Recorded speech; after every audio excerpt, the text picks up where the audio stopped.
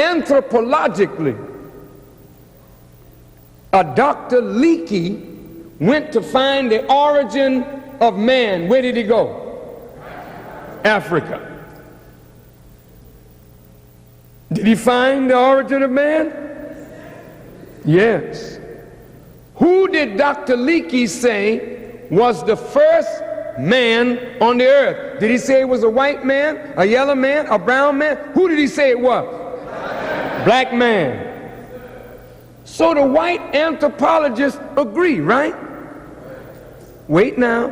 How many of you have ever studied biology? Raise your hands high. Don't be bashful. Come on. Okay. Thank you. Now there's a man in biology. His name is Mendel. He's a Caucasian. I never met him. But Mendel was studying the genetic makeup. And Mendel said, dark skin is dominant. Light skin is recessive. Dominant means strong. Recessive means weak. Mendel said light eyes are recessive. Dark eyes are dominant. Recessive means weak. Dominant means strong. Then Mendel went on to say, you can get the recessive from the dominant, but you cannot get the dominant from the recessive. What was Mendel saying? That if two white people were the first people on earth, we never could have come here, because the white man cannot produce a black man. Is that right? All right. So if the white man cannot produce the black man, talk to me now, then this means that we black people can produce the whole human family. Does the Bible and Quran bear witness to that? Yes. The Bible says, from one blood came all living things. One blood came all human beings. One blood. Blood is the life fluid of some living creature. If you are the original man, then you are the blood that produced every human being on the earth. That, look,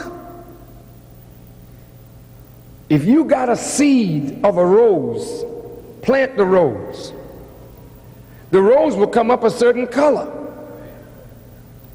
I got a rose bush out on the property in Phoenix. Most beautiful rose you've ever seen. We cut the roses and put them on the dining room table. And you know what? We have white rose, yellow rose, red rose, pink rose. Wait a minute. All of that come from one rose seed? Yeah. But those who work with seeds have been grafting and producing other different colors. Come on. Some of them is not the original thing. They are produced. They're called hybrids. Come on. Come on.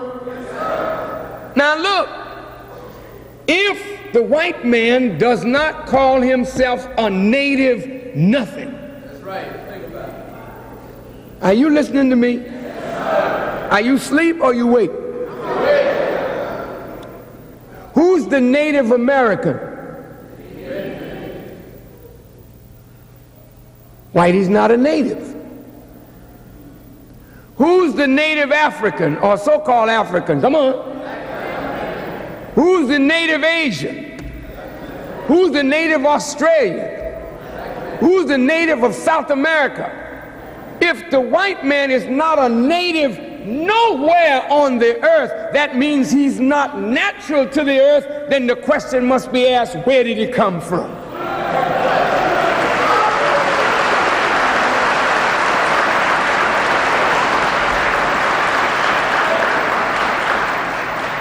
Y'all all right? Now, if you cross a lemon, I think, and an orange, you can get what? A what? A who? A grapefruit. The lemon been here. The orange has been here.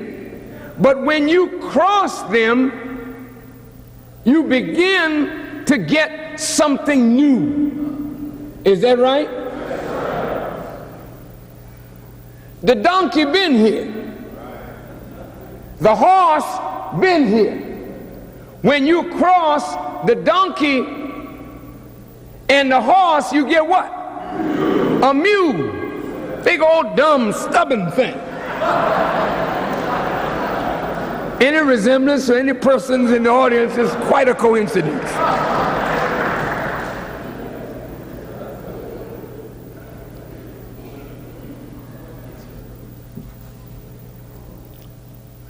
If God can make men and with enough knowledge and science to take a created thing, then make from the created thing something that is from it but not necessarily like it, then that is a made thing from the created thing.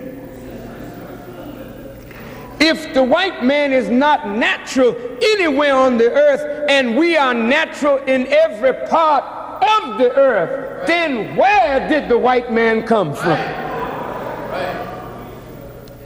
As God brought light out of darkness, darkness was here first. Then God said, let there be light, and found light in darkness and brought it out. The first 5 books of Moses, Moses begins talking to the children of Israel in these words. In the beginning, God created heaven and earth. See, the opposites. In the beginning, God created the heavens and the earth was without form and void, and darkness was upon the face of the deep, and God said, let there be light. Darkness was upon the face of the deep, heaven and earth. God said, let there be light. Now there's light and darkness. And one part called the firmament, earth, the other part called heaven. One part he called night, the other part he called day. We're dealing now with the duality. Is that right? Yes, sir. God tells you right there, one cannot exist in the place while the other one is there. Darkness doesn't exist when light comes. When light comes, darkness goes. When darkness comes, light goes. They do not coexist. Now, brothers and sisters, the Honorable Elijah Muhammad taught us that a black man was born 20 miles outside of the holy city of Mecca. And when he was a young boy, about 6 years old, he was playing in the sand with 2 pieces of metal. And he saw one piece of metal drawing the other piece of metal under its power. And there he discovered the law of unlike attract and like repel. And he said to his uncle, when I grow up, I'm going to make a people to rule you. And the uncle said, what will you make? But that which will create mischief and cause the shedding of blood. And the little boy said, I know what you know not.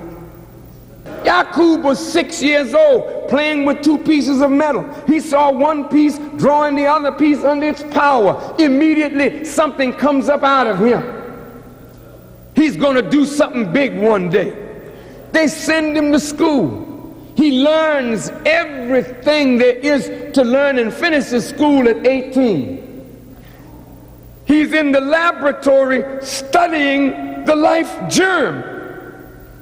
And he discovers that in the germ of the black man, there's a brown germ and a black germ. He discovers the positive and the negative. He discovers this thing operating in our being. And what he said was, if I can separate this brown germ from the black germ and graft it into its final stage, I could produce a people unalike.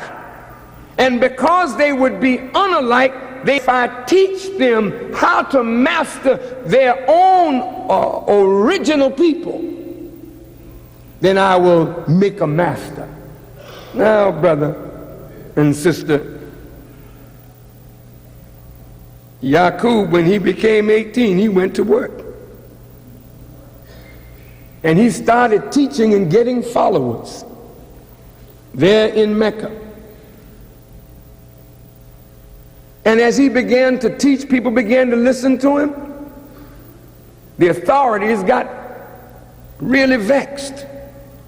And the more they persecuted Yaqub, the more his followers grew, until they put him in jail. And when they put him in jail, the teaching was still going on in the streets. So finally, the wise one said, we've read about him in the history. He was in jail under an alias. When they went to the jail, the king called him Mr. Yaqub, and in words said, look, we know that you are the one that has to do this work. What do you want? He said, you give me my people and allow me to leave and take my people with me. So then agreement was made, and he took his followers. There were 59,999 of them with Yaqub, making 60,000. And they were banished to an island in the Aegean Sea called Pilan, but in the Bible it is called Patmos. And there on the island of Patmos, Yaqub began to make a devil. How do you make devil? What are the steps that you make? You start by grafting, by separating the germs. You start by setting up a law of birth control. Yaqub had helpers to help him produce his new people. He had a doctor, a nurse, a minister, and a cremator. I'm coming back to you in a minute. This may sound far-fetched, but boy, when you see it.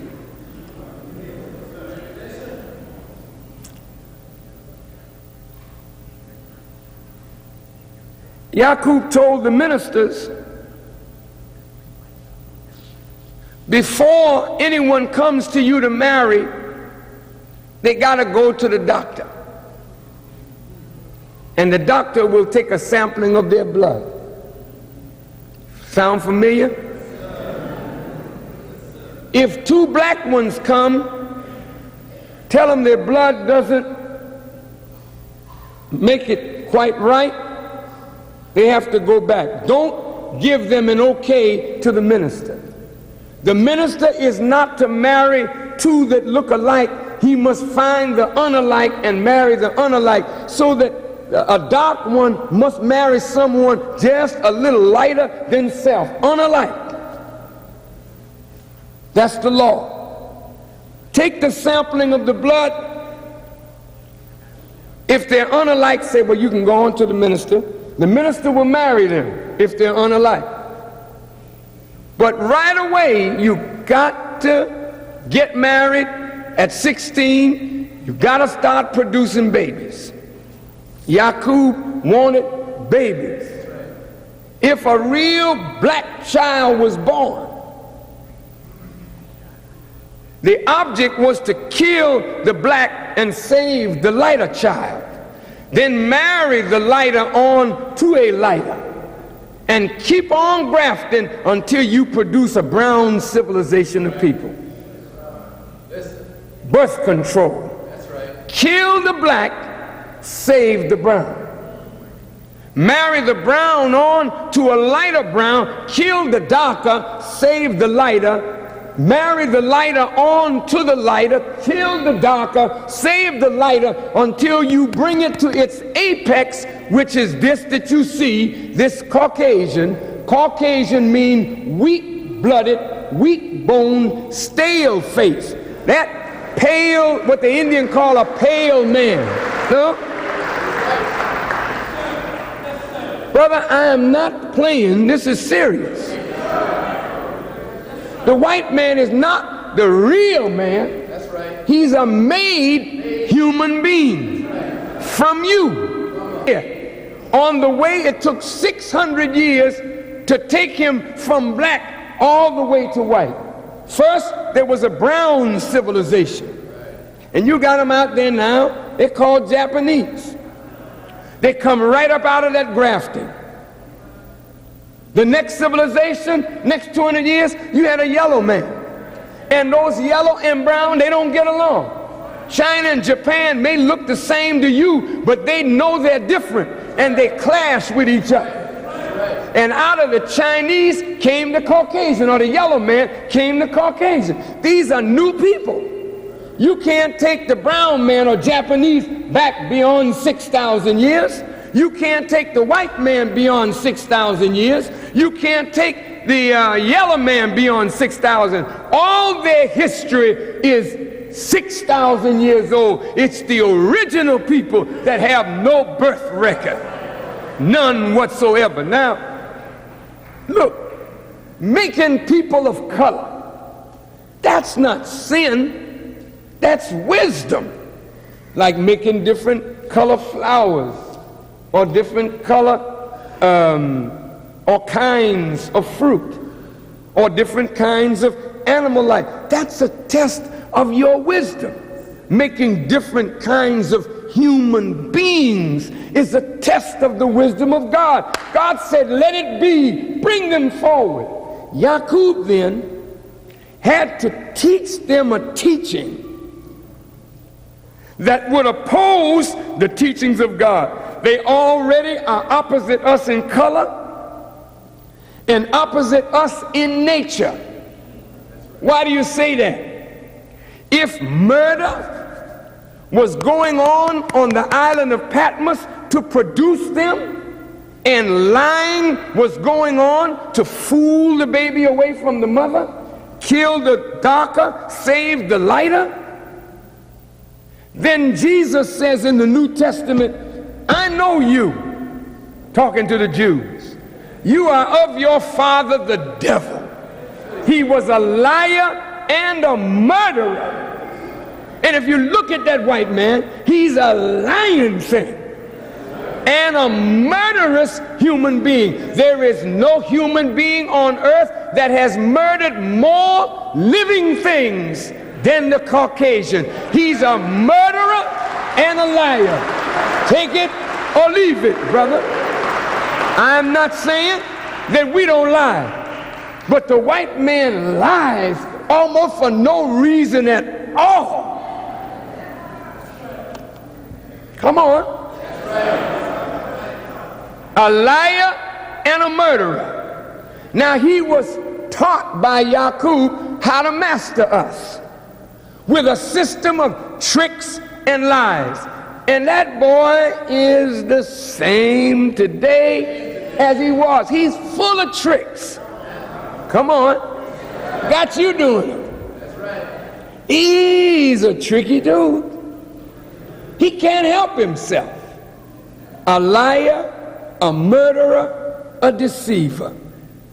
Now, when he was made, he was allowed to come back among the holy people. And the Honorable Elijah Muhammad has taught us that in 6 months he turned the Holy Land upside down. And we rounded up all of them that we could find and drove them out into the hills and caves of Europe. This is where you get in your Masonic order the cable tow. We took everything from the white man but the language. Stripped them naked, so when you join the lodge, you get a little apron. And they tie you together, and we beat him every step of the way. So when you join the lodge, they call it crossing the burning sands, and they whoop your backside like our fathers whipped them, driving them out. That's written in the Bible and in the Quran. Get out of it despised and driven away. Caucasians. And brother, they've been angry with us ever since. They went into Europe and went savage. That's right. EU means hillsides and caves. And ROPE is the rope to bind in. We sent him up there and bound him in so he couldn't get out of Europe. And the man went savage, tried to graft himself back and got as far as the ape. Right. Not that he came from the ape came from him. That's his brother.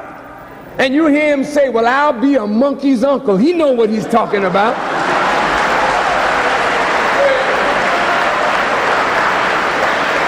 Oh, brother.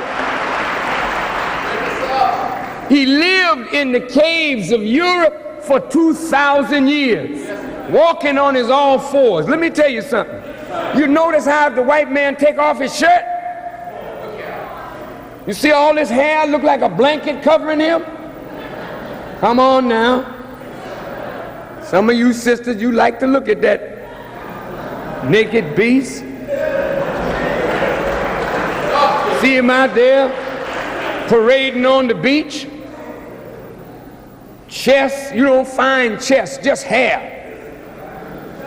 All down his arms, everywhere. You say, well, how come I don't have that?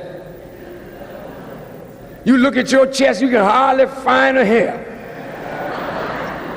You look at the white man, he's hair down. Where did this come from?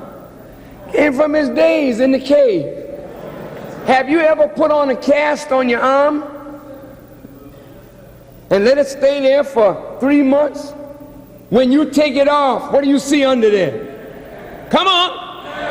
What do you see? A lot of it, right?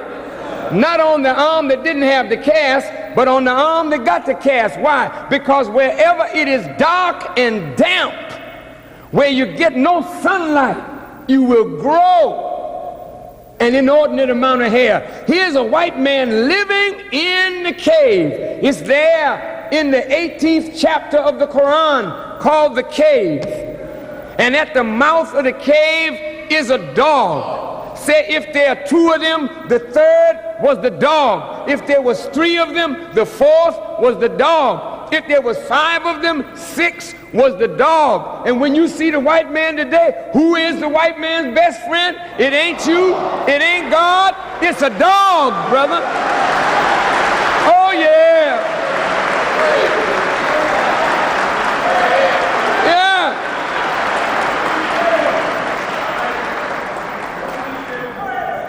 Him and the dog have a love affair. He cohabits with the dog. Moses had to tell him, look, if we catch you sleeping with an animal, death. Because white folks so crazy. They lie down with the dog, lie down with the sheep, lie down with the chicken.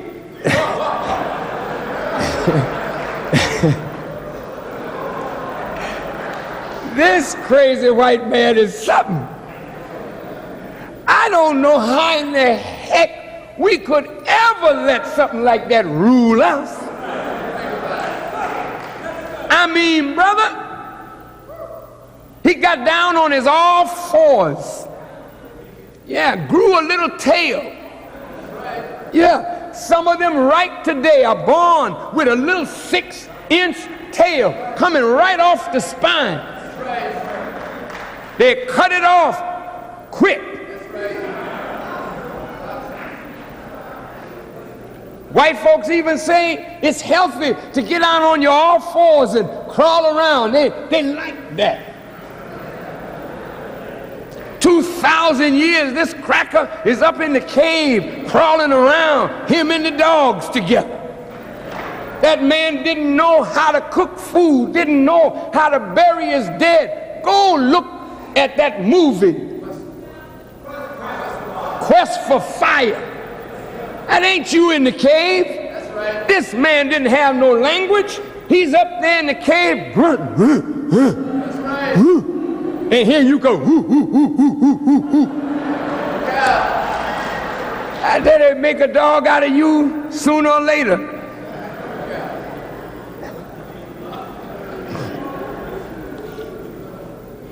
That man is something. But he was given power to rule.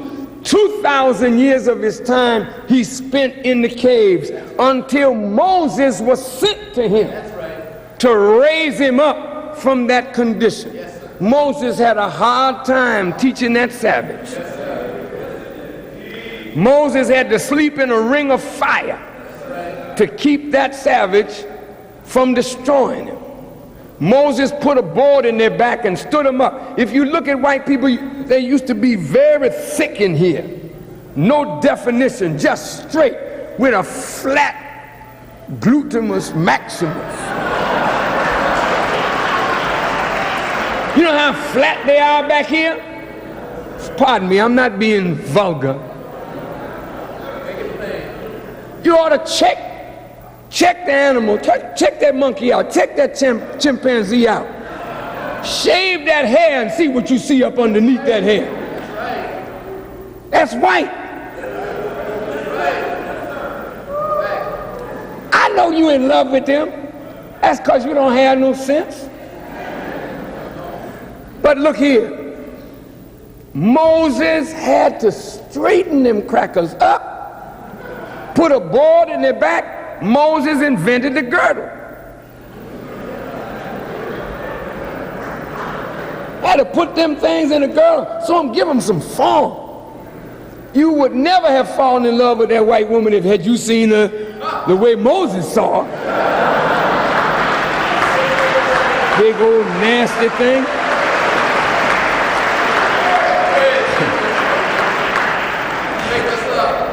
Black man all down by the Nile, living in luxury and silks. White folk up in the cave grunting. That's right. Moses went up there in those caves, taught those crackers, and in 22 years, he had them up, coming on out of the cave. He taught them some of the technology that their father had given to them, which would allow them to master the original people. Yes. In your Bible it said the sons of God saw the daughters of men, that they were fair, and took them for wives.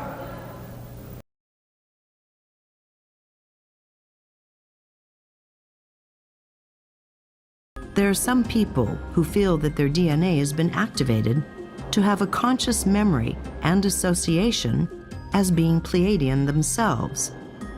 The Pleiadians are tall and they have blue or green eyes. They're pinned up at the ends, almost cat-like. You can still see humans today with resemblance of a Pleiadian. There are a lot of people born with blonde hair. And if you think of the very early humans, they did not have blonde hair. They had dark skin, dark eyes. So this is just a hybridization program that has been going on for a while and has created different color skin, different color eyes, and you can see the traits running through our culture. The Pleiadians are very benevolent beings and always available to help. And anytime you need them or want anything from them, All you have to do is ask and they will communicate with you.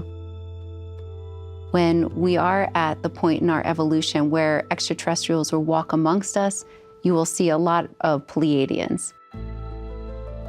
I think there's a strong ongoing influence that the Pleiadian culture has here.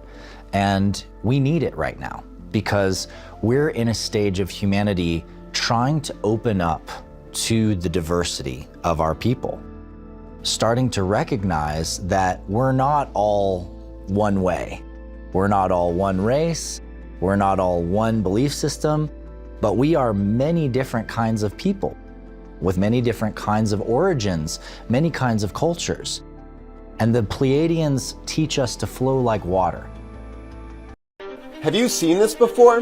This is called a fawn tail nevus. It's usually a sign of spina bifida, which means the spinal cord never formed correctly at birth. It can sometimes lead to neurological problems.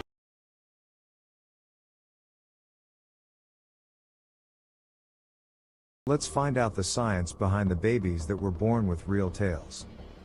Many people are under the impression that our prehistoric ancestors had some kind of a tail. However, as a species, we have progressed beyond the point where we require such an organ. The human embryo develops a tail in the 6th week of gestation, complete with numerous vertebrae. The tail, however, disappears within the next several weeks of growth, and the vertebrae unite to create the coccyx, or tailbone, in adulthood. On rare occasions, a human child can be born with a vestigial tail, resulting from the activation of dormant but still present DNA coding for faulty characteristics. The most famous example is snakes that have developed one or more legs, so people can also develop a short, fleshy tail. Not all protrusions from the tailbone that seem to be tails are considered real tails by doctors. Numerous growths or cysts can occur directly on the tip of the tailbone. Although there are no bones in the vestigial tail, it does have nerves, blood, tissues and muscles. Surprisingly, in some people, the vestigial tail is movable like other parts of the body. Here are 9 babies reported with real tails. Number 1. A pseudotail, which is not the same as a real vestigial tail, is also present in certain individuals. Number 2. Although a pseudotail resembles a vestigial tail, it is produced by an extended coccyx.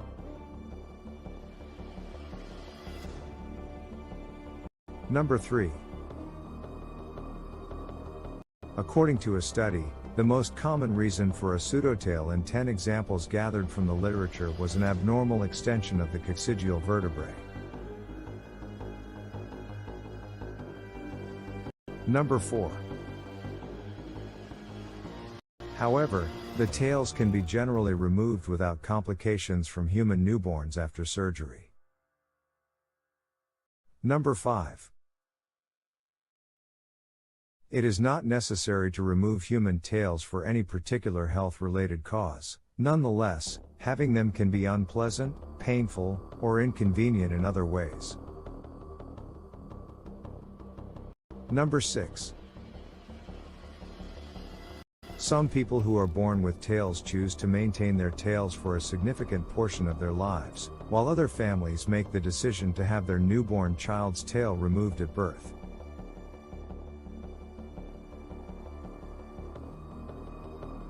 Number 7.